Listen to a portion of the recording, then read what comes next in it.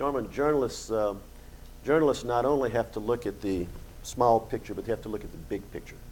They have to look not only at the past, putting things into context, perspective, but at how things will develop in the future. Greenville, do you see any hope? I do, but that also kind of hinges on how well people can cooperate. They have a lot of talk about, black people don't listen to white people, white people don't listen to black people. And then there's also people are trying to work together. I see the hope for Greenville come in a reinvention of the town. The past, of course, you want to hold on to it, harken back to it, and remember it. But, I'm kind of a progressive-minded individual. So I think that, if they were going to move on to the future, they would need to, innovate in some way. What do you think, Miriam? I'm going to agree wholeheartedly with Norman. I think Greenville's got a really interesting past, but people need to look to the future. There's so much land. There's the river they can capitalize on. They just need to figure out a way to, obviously bring industry back and get jobs back into the town. And like I was saying earlier, the spirit of that community, they want their town to come back. People love their town, and they really want it to build again. And if they can learn to work together, the work that the William Winter Institute does is great. And if it was ever, called to Greenville, that could really help it out. And just if they could learn to capitalize on their resources, that town really could come back. How about schools? Their problem there is they're trying to support 2 or 3 school systems. You've got an almost all black public school system. You've got a almost all white private school system, and you've got a parochial school, St. Joe, which has, I think, a 60% white, 40% black student body. Do you think Greenville and the rest of the Delta can ever get its act together and recover Kane if they don't solve the school problem? Short answer, no. Education means everything, and people aren't going to want to move there if they don't have a good education system. There won't be any jobs created because workers won't come there, and it's just there's no way around it. If they want to grow, they have to fix it. You see any hope of fixing it? I didn't while I was there. The person who actually spoke to the education people could offer a better perspective on that, but she's graduated and gone. Let me circle back to the newspaper story that you did, because it's a good story, and I want to ask this. You got a room full of newspaper people here. When you set out to do that story, one of the hardest things for me always was, as a journalist, was when an editor told me to write about another newspaper, because I was terrified I was going to get something wrong, and then all my peers are going to hate me. Did you feel that pressure, and how was it to work under that, or did it just click in and run automatically for you?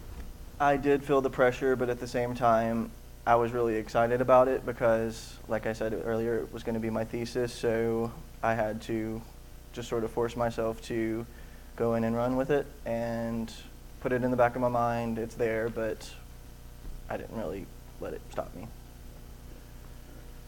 Let me just ask each of you, and then we'll see if anybody wants to ask a question out there. This course, is it worth it? And what can we do to make it better? Okay. Well, yes, it's worth it. It's a lot of work. It's probably the most work I've ever put into a course. And, that really, at the end of the semester, makes you feel good about yourself when you see the finished product. And I can't wait to actually hold the magazine in my hands. It's going to be an amazing experience. But as far as improving it, I think a lot of the work is on the tail end, where you're doing your interviews during spring break, and you're doing your writing after that, of course, and you've got very little time to do very huge, comprehensive stories, and also work on your other classes. It would the best way to improve it would be make it maybe a 2-semester course, or start it over the intersession, or something to that effect, or perhaps just get us out of our classes and let us go to the Delta earlier. Miriam. I definitely think it's worth it. You mentioned earlier that it was getting us off campus to do interviews, and I'd never done that before. I mean, I write for the Daily Mississippian, but that's all on campus or in Oxford. And going to a whole new town where you have to, make interviews with strangers that you've never met and walk into a store and be like, hey, what's up? Can I talk to you for a minute? And that was just such a growing experience as a writer and as a journalist. To improve it, yeah, we're journalists. We always want more time to write. Make it a 2-semester winter session kind of course. Norman? It is absolutely worth it. It pushes you, it challenges you as a writer, and it's also kind of an all-inclusive thing. We had a group working on a video project with it, a documentary, and then we had a photojournalism class kind of working along with it. So we had all parts coming together in it. What I would do to improve it is an honors course, and I think it's great. But I know there are also some phenomenal journalists who are not in the honors college, and I think maybe application process for the class might, bring some of those students in. Good. Let me mention that last year's book, The Roads of Broken Dreams, won the Robert F. Kennedy Journalism Award. It's great.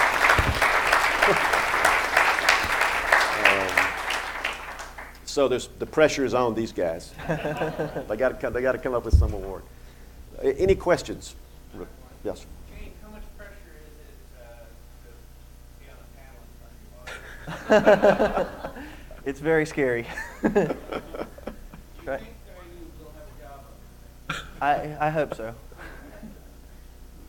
Not loaded questions at all. Who else? Yes, sir.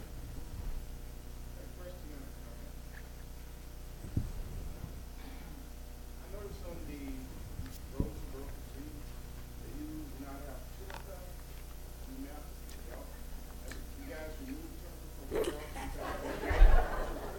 No, we did not remove Tunica from the map. We just didn't put it on. We were attempting to do this map very late on the fly, and there was a debate about which cities to include and which not, and Tunica didn't make the cut because we didn't write about Tunica. That's not a good answer because you'll notice we didn't write about Greenwood either. Greenwood's on there, but I felt the need to answer you. And Greenville, I don't see Greenville on Greenville's not on the map. Yeah, and it's interesting because of the experience of Tunica, when you walk from Tunica, you might want to consider this. This is a comment. It's a sharp contrast. So if you're in the northern part of the county, you get a whole different kind of feel. But when you're in the southern part of the county, you feel nothing has changed. And I think it would be interesting to have a contrast between the northern part of Tunica County and the southern part of Tunica County, and what counts for why the difference that there is. You may have just given us a future depth report. That'd be good. My question is, what do you plan to do with these skills you learned out of this class? Do you actually plan to go into journalism, or are you looking at other fields? I'm definitely going into journalism. It's what I've wanted to do for a long time, and I can't see me wanting to do anything else. Well, you said you were a writer. I'm an English and journalism double major, and and I definitely want to write. I definitely want to go in the journalism field. I loved doing the depth reports. I loved having. I mean, I've written for the newspaper, which is obviously shorter. I loved having time to develop a story and really get to research it and get to know the character. So I think I'd love to figure out how to use that.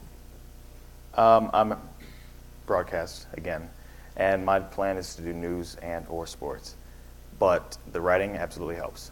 Can't do anything but help me. Yes, sir. Somebody told me when the casinos opened in Greenville, there were 16 pawn shops.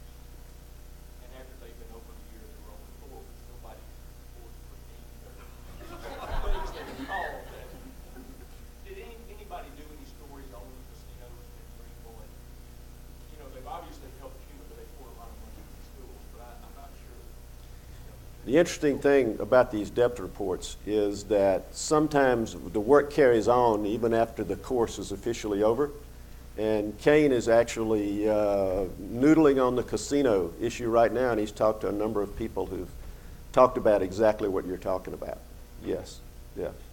The casinos in downtown Greenville, what kind of effect do they have on the city, Kenny? What do you think?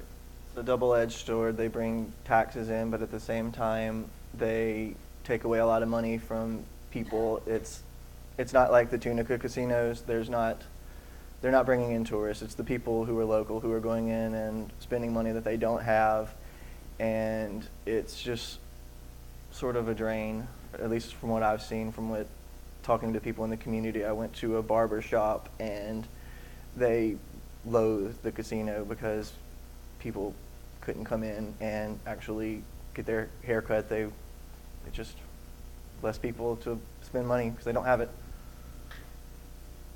Yes, sir. Can Norman sing as good as his father?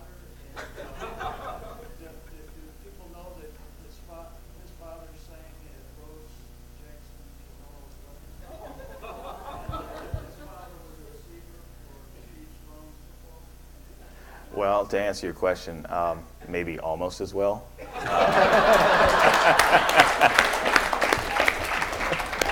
But he is on campus today, so maybe you could ask him.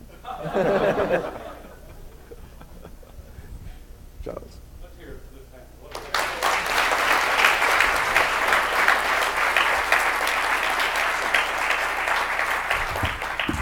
Well, we closed the morning just the way we began it, very aware of the threads that take us from World War II to the current day. How encouraging and stimulating it is to see such excellence from our current students. And the threads that Jim Autry so eloquently wrote about in his poem, the threads of excellence and the threads of optimism continue today.